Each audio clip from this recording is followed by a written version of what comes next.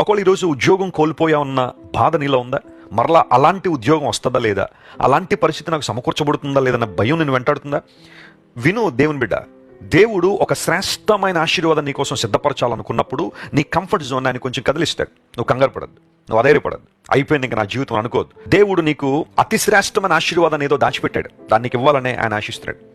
భయపడద్దు దేనికోసం కూడా. నీ భవిష్యత్తు గురించి నువ్వు భయపడాల్సిన అవసరం లేదు, నీ పిల్లల భవిష్యత్తు గురించి నువ్వు భయపడాల్సిన అవసరం లేదు. నువ్వు చేయాల్సింది ఏంటంటే వారి కోసం ప్రార్థన చేయి, దేవుని మార్గములలో వారు నడిచినట్లుగా సహకరించు, దేవుని వాక్యాన్ని వారికి బోధించు, దేవుని చిత్తానుసారంగా వారు నడుస్తున్నారు లేదని పరీక్షించు.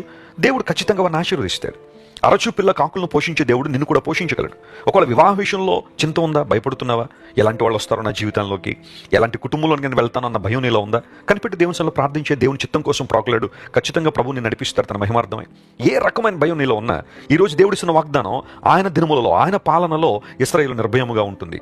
అంత మాత్రమే కాకుండా ఆయన మన నీతి అని ఆయనకు పేరు పెడతారు. The lord is our righteousness, Jehovah Tsidkenu అనే మాట మనం చూస్తున్నాం కదా. దేవుడే మన నీతి.